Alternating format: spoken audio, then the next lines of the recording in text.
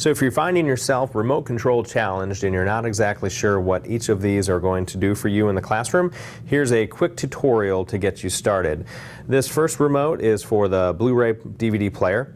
Really straightforward. Once you power it up, you're going to use that just like you would for any old DVD player. The second remote is for the LG TV. This is something you may or may not use on a daily basis depending on your preferences.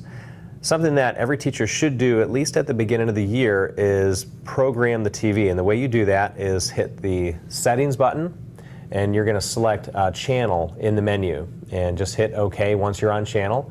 And the very top part of that is auto tuning. Just hit OK and begin to follow the prompts. Once you get through that and it tunes the TV, it'll pick up about 32 channels. Everything from your in-house message board system, CNN, and anything else that is available. The other thing that you might want to do with this is if you wanted to go directly to a channel instead of just going channel up or down. To do that in the school, rather than just hit the number 3 to go to channel 3, you would actually do 3-1, and that's because the digital system is set up on a subband, so our channels are now 3.1, 4.1, 5.1, and that's the way that you get up. So that's pretty straightforward. You shouldn't have to use this remote for much else aside from that. The third remote, and this is the remote that you might use most often, is for the LG soundbar. And it also will control the TV up in the top portion of it. So if you want to power on and off the television set, you would just hit the TV button. And you can also change the channel, which is on the left-hand side there. And you can also change the input of the TV. So if I press input, I'm going to see television, VCR, HDMI, which is for the DVD player, or if I connected the HDMI cable, that would be one of the other HDMI inputs. So I'll go back here to television. The last button on there, on that row, is for volume. You do not need to use that with this remote control because the television is going through the soundbar, which is going to be these controls right down here. To change the input of the soundbar, you've got optical, which is for television or Blu-ray. Up here where it says LG TV, you can actually ignore that portion of the remote. We do not have that connected going to this remote control.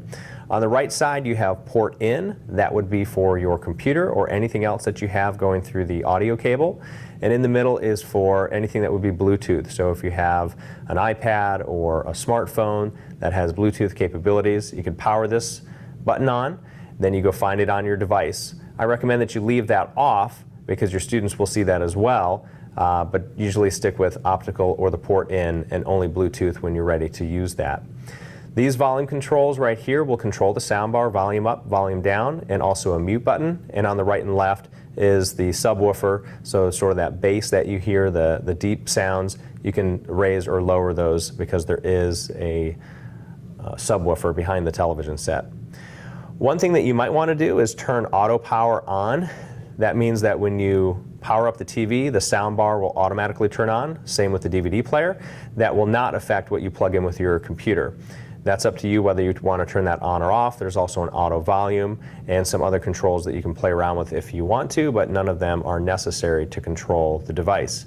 If you are not using the auto power on and off, you would actually have to press the red button. Once you do that, wait about 3 seconds and you will hear a chime for the Blu-ray player. So if I'm watching television and I want to be able to hear the TV, I'm going to hit the optical button.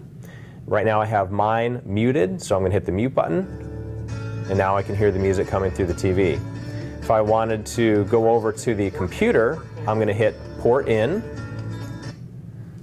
and now I'm ready to switch on any sound that I have from the computer. Remember, you do need to be plugged in with the audio jack coming out of the headphones for your laptop. Make sure that you raise the volume on your laptop as much as you can, and also if you're going to play a YouTube video, you want to raise the volume on that as well. Once I hit play, I now have the sound coming through the soundbar. You can raise and lower that or mute it as needed. So that should get you through these remote controls. You probably learned more than you ever wanted to about those, but have fun using those in your classroom, and hopefully that will help enhance your lessons.